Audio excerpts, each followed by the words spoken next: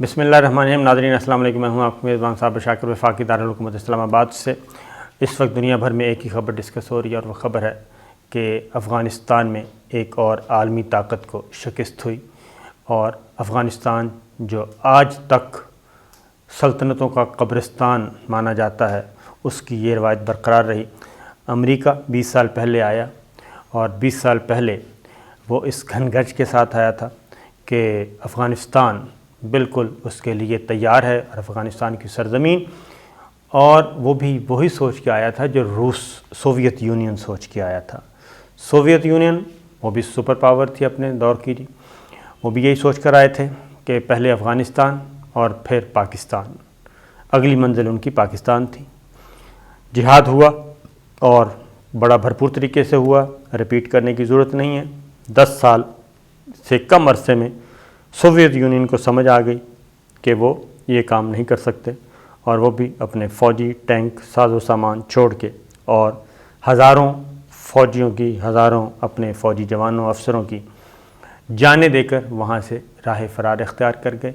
اور اس کے بعد سے اب تک جو سوویت یونین تو برقرار نہیں رہ سکتا، اس کے ٹکڑے ہوئے، کئی مسلم ریاستیں اس کے وجود سے نکلیں جس کو اب وسط ایشیائی ریاستیں کہا جاتا ہے، اور جو مسلم حکمرانوں، مسلم اکثریتی ریاستیں ہیں اور وہاں پہ مسلمانوں کی حکومت ہے۔ اس وقت بھی پاکستان نے بڑا شاندار مزاحمت کی اور پاکستان نے افغانستان میں ہی روس کو روکے رکھا، سوویت یونین کو، اور آگے نہیں بڑھنے دیا گیا۔ اور اس کے بعد کچھ عرصے کے بعد دوسری بڑی سلطنت، دنیا کی واحد سپر پاور امریکہ کو یہ خیال آیا کہ وہ بھی اس طرف رخ کریں، اور 9/11 کے بعد جو اس وقت کے پریزیڈنٹ بش تھے ان کی تقاریر سنیں ذرا، وہ کیا کہہ رہے تھے۔ وہ کہہ رہے تھے کہ صلیبی جنگوں کا آغاز ہو گیا ہے، یعنی اب یا مسلمان بچیں گے یا عیسائی بچیں گے۔ صلیبی جنگوں کا اعلان کر دیا انہوں نے، صلیبی جنگ انہوں نے کہا کہ شروع ہو چکی ہے اور اب یہ اپنی آخری منزل تک پہنچ کے دم لے گی۔ ہم نہ جھکیں گے، نہ بکیں گے، نہ ڈگمگائیں گے، نہ خوفزدہ ہوں گے، اور اس جنگ کو منطقی انجام تک پہنچائیں گے۔ یہ تھے امریکہ کے صدر بش جونیئر کے الفاظ۔ اس کے بعد انہوں نے پھر کچھ عرصے کے بعد ایک اور تقریر کی اور قوم کو، پوری دنیا کو خوشخبری سنائی کہ افغانستان میں ہم نے مزاحمت پسندوں کا خاتمہ کر دیا ہے، جنگجوؤں کا خاتمہ کر دیا ہے، دہشت گردوں کا خاتمہ کر دیا ہے، لہٰذا اب سب کچھ ہمارے پاس ہے۔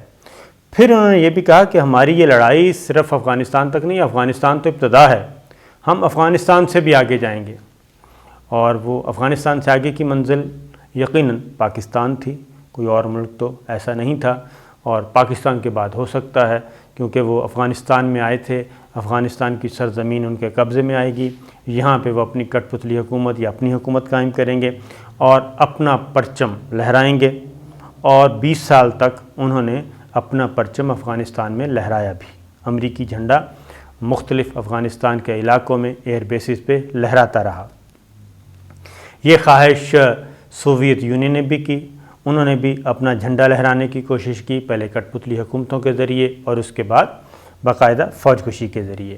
اس سے پہلے برطانیہ سلطنت برطانیہ نے بھی افغانستان کو فتح کرنے کی کوشش کی، لیکن 1919 میں ان کو شکست ہوئی، اور 1989 میں سوویت یونین کو شکست ہوئی، اور اس کے بعد سوویت یونین کو اپنی شکست کا یقین تقریباً 9 سال یا 10 سال میں آ گیا تھا، اور اس لیے انہوں نے 10 سال کے بعد ہی غنیمت جانا کہ وہ واپس چلے گئے۔ لیکن امریکہ چونکہ بہت بڑی طاقت تھی، دنیا کی واحد طاقت، عالمی طاقت، اور پھر اس کے ساتھ دیگر بڑی بڑی طاقتیں، اور آپ یہ دیکھیں کہ کتنی جوہری طاقتیں تھیں اس میں، امریکہ، اسرائیل، فرانس، برطانیہ، یہ سب کی سب جوہری طاقتیں اس میں شامل تھیں، نیٹو ممالک، یورپی یونین، کینیڈا، آسٹریلیا، جاپان، یعنی آپ جو بھی ملک نام لیں، سوائے روس اور چائنا اور پاکستان کے باقی تمام بڑی طاقتیں، انڈیا ان کے ساتھ تھے، یہ آئے تھے۔ اور اس وقت یہ کہا گیا پاکستان کو، سوویت یونین بھی پاکستان کو دھمکیاں دے رہا تھا اور پاکستان کو نیست و نابود کرنے کی بات کر رہا تھا، اور وہ خاص طور پہ 71 میں جب مشرقی پاکستان علیحدہ ہوا تو اس کے بعد ان کے حوصلے مزید بلند تھے کہ پہلے جھٹکے میں ہم نے بنگلہ دیش بنا دیا، مشرقی پاکستان اور مغربی پاکستان کے دو ٹکڑے کر دیے الگ الگ، اور اب بچ گیا ہے بقیہ پاکستان، تو اس کے ٹکڑے کرنے کے بجائے اس پہ ہم خود ہی قابض ہو جائیں گے۔ تو یہ ایجنڈا تھا۔ اس وقت کی فوجی قیادت جنرل ضیاء الحق شہید نے یہ کام کیا، مزاحمت کی، ان کی پوری ٹیم نے مزاحمت کی۔ اس وقت عاقبت نہ اندیش وہ یہ سمجھ نہیں سکے، بہت تنقید کی گئی جیسے اب تنقید کی گئی۔ تو بہرحال یہ ہوا، اور اب کی بار کیا ہوا؟ اب کی بار پاکستان کو آفٹر 9/11 یہ دھمکی دی گئی کہ آپ ہمارے ساتھ ہیں یا پھر ہمارے دشمن، اگر آپ ہمارا ساتھ نہیں دیں گے تو پھر آپ کو ہم لے جائیں گے پتھر کے زمانے میں، آپ کو بھی ہم نیست و نابود کر دیں گے۔ اور اس کے بعد ہمارا مشرقی سائڈ پہ بیٹھا دشمن، ازلی دشمن، وہ بھی بہت خوش ہوا، لیکن یہ لڑائی لڑی گئی اور بڑے طریقے سے لڑی گئی، اور بالآخر 20 سال کے بعد، یعنی کہ روس کو، سوویت یونین کو 10 سال بعد جو سمجھ آئی دنیا کی واحد سپر پاور اور اس کے اتحادیوں کو، یہ بات 20 سال بعد سمجھ آئی، اور وہ یہاں سے نکل گیا رات کی تاریکی میں۔ کابل ایئرپورٹ پہ آخری میجر جنرل، امریکی میجر جنرل کی تصویر جاری کی گئی جا رہا ہے، اور جس گھن گرج کے ساتھ پریزیڈنٹ بش جونیئر نے 2001 میں اعلان کیا تھا، فاتحانہ انداز میں، متکبرانہ انداز میں، کہ بس اب ہم ہیں اور ہمارے علاوہ کوئی نہیں، تو اس کا اختتام پریزیڈنٹ بائیڈن نے کہ آنسوؤں سے ہوا، اور پریزیڈنٹ بائیڈن امریکی صدر، دنیا کی واحد سپر پاور کے صدر نے روتے ہوئے اعلان کیا کہ کس پہ اعلان کر رہے تھے کہ یہ جو آخری ہوا، اور انخلا کے آپریشن کی کامیابی کا اب جشن منایا جا رہا ہے۔ آپ ذرا تصور کریں کہ جنرل میکنزے ہوں، پریزیڈنٹ بائیڈن ہوں، امریکی وزیر خارجہ ہوں، دنیا جتنی بھی تھی وہ اس وقت جشن منا رہی ہے کہ ہم نے بہت کامیاب فرار کا آپریشن، یہ انخلا کیا ہے؟ فرار ہے، فرار کا آپریشن بڑا کامیاب ہوا، ہم بڑے کامیابی سے فرار ہو گئے۔ حالانکہ کامیابی سے نہیں ہوئے، 2200 ارب ڈالر یہاں پہ جھونکے گئے۔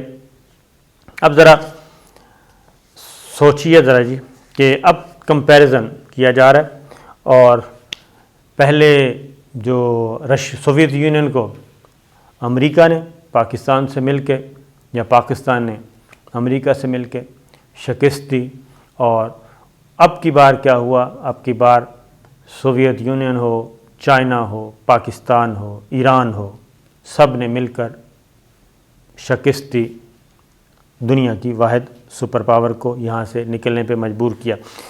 ایک بڑا ہوا ہے، اور ہوا یہ ہے کہ سپر پاور جی، عالمی طاقت، تو اگر آپ دیکھیں کہ کیا عالمی طاقت جو ہے وہ کوئی جنگ کامیابی سے جیت سکی؟ پہلے یہ ذرا یہ دیکھ لیں، اس کے بعد میں اس پہ آتا ہوں تازہ ترین پہ بھی۔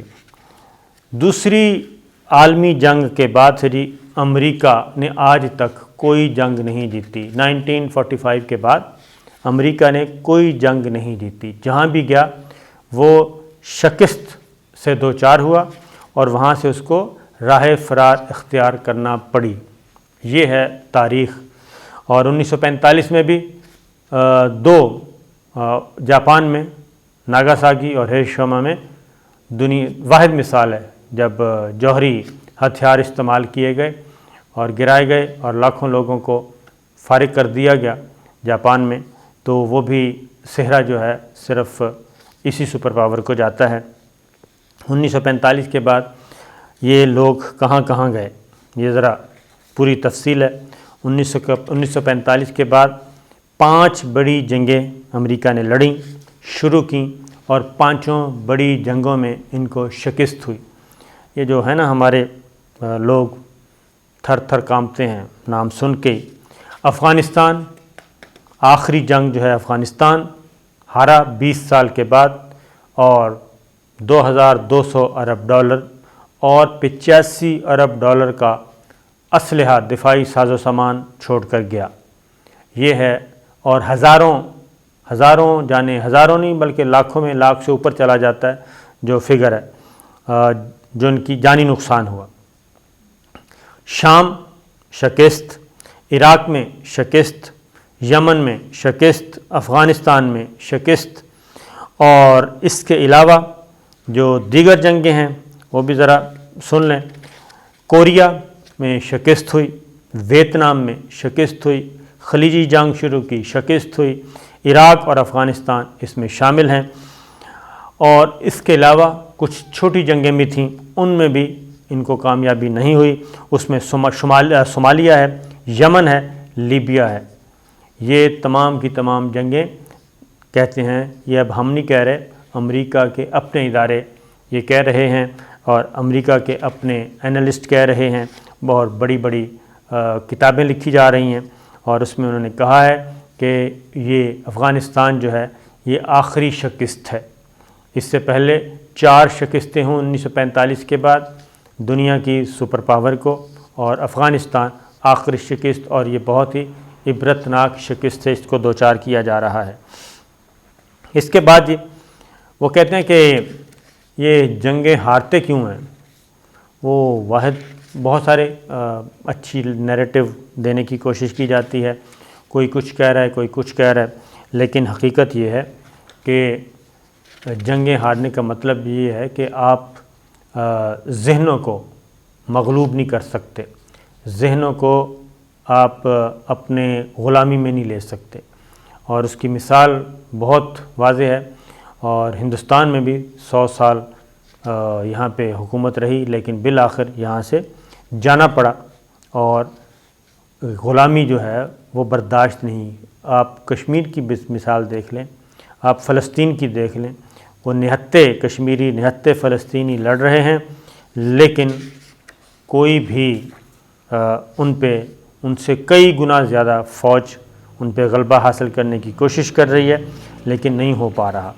یہ ہے ایک امریکہ۔ اور اب آتے ہیں اس جنگ میں، اس جنگ میں انہوں نے کیا کھویا، کیا پایا، یہ بھی ذرا غور سے سن لیں کہ فوجی ساز و سامان یہ ایئرپورٹ سے جب نکلے تو کیا کچھ کر کے گئے، وہ تو میں بعد میں بتاتا ہوں، لیکن 20 سال جو یہ جنگ لڑی گئی اس کی تاریخ کیا کہتی ہے۔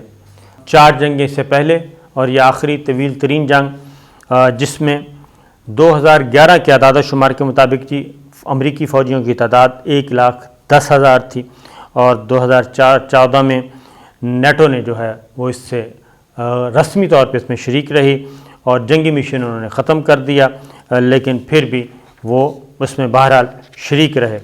پھر اس میں اخراجات امریکہ نے کیے اس میں سب سے زیادہ اخراج امریکہ نے کیے تھے 2010-2012، اور جب افغان سرزمین پر 1 لاکھ سے زیادہ امریکی فوجی تھے تو اس کا اخراجات $1 کھرب تک پہنچ گئے تھے۔ $1 کھرب، $1 کھرب کا مطلب ہے 1,000 ارب ڈالر جو ہیں وہ ہوئے۔ اس کے بعد پھر انہوں نے فوج تیار کرنی شروع کی، لیکن اس میں بھی کامیابی حاصل نہیں ہوئی۔ اب اگلی جو میں آپ کو بتاتا ہوں ایک بات جو آگے اس کا ذکر ہو رہا ہے، میں ان 5 لوگوں سے میں ملا ہوں۔ یہ سننے والی بات ہے کہ 5 لوگوں سے، تقریباً 5 سے نہیں 3 لوگوں سے ان کی ملاقات ہوئی، اور یہ اسامہ سے ان کی ملاقات ہوئی۔ یہ 5 پاکستانی تھے اور بڑے سیزنڈ قسم کے لوگ تھے اور صحافت سے وابستہ تھے۔ ان میں سے 2 زندہ ہیں، اور ایک طبعی موت وفات پا چکے ہیں، اور 2 جو ہیں وہ غیر طبعی موت ان کو ہوئی۔ اور ان کی ملاقات ہوئی اسامہ سے، اور یہ جنگ جب شروع ہوئی اس وقت کی بات ہے۔ تو ملاقات میں اسامہ نے 2 باتیں کی تھیں، یہ بات ذہن میں رکھی کہ اور دونوں باتیں سچ ثابت ہوں۔ انہوں نے کہا تھا کہ افغانستان میں ان کو فوجی شکست بھی ہوگی، اور ان کی معیشت جو ریڑھ کی ہڈی ہے جس پہ ان کو بہت زیادہ گمان ہے، وہ بھی ان کو معاشی طور پہ بھی ایک ضرب لگے گی، قاری ضرب لگا کے جائیں گے۔ اور وہی ہوا، میں مزید نہیں بتاتا، وہی ہوا۔ ان میں سے اتفاق کی بات ہے کہ 2 سے میری 3 سے ملاقات ہوئی ہے، تو وہ زندہ بھی ہیں، باقی وفات پا گئے ہیں، میں نے بتایا۔ تو فوجی شکست ساری دنیا نے دیکھی، اور 20 کھرب ڈالر کا قرضہ لیا اس افغان جنگ کے لیے امریکہ نے۔ عراق جنگ کے لیے 20 کھرب ڈالر کا لیا تھا، جس پر 2050 تک 65 کھرب ڈالر سود ادا کرنا پڑے گا۔ اسی طریقے سے یہ جو جنگ ہے افغانستان والی، اس پہ بھی 30 ارب ڈالر اور 19 ارب ڈالر کی رقم خرچ کی، اور برطانیہ، فرانس اور جرمنی نے، اور جو سب سے زیادہ رقم خرچ کی وہ امریکہ نے کی، اور اس پہ بھی اس کا جو قرض ہے، اس کا سود ہے، اس کی ادائیگی میں بھی اس کو برسوں لگیں گے جنہوں نے دیا۔ اب آتے ہیں فوجی نقصان کی طرف۔ تو فوجی نقصان، سب سے زیادہ نقصان امریکہ کا ہوا، اس کے بعد برطانیہ کا ہوا، اور مجموعی طور پر نیٹو ممالک اور دیگر اتحادی افواج کے ہلاک ہونے والوں کی تعداد، فوجیوں کی تعداد 1144 تھی۔ اور اس میں اگر ساری اموات کو شامل کیا جائے، جس میں طالبان بھی ہیں، اس میں طالبان کہہ رہا ہوں افغان فوجی ہیں اور دیگر ہیں، تو 1,11,000 کے قریب افغان شہری اس کی بھینٹ چڑھے، اور طالبان تقریباً 50,000 اس میں کھپے۔ اور لیکن اس میں جو اینڈ ہوا وہ وہی ہوا کہ جن سے اقتدار چھینا تھا انہی کو اقتدار دینا پڑا۔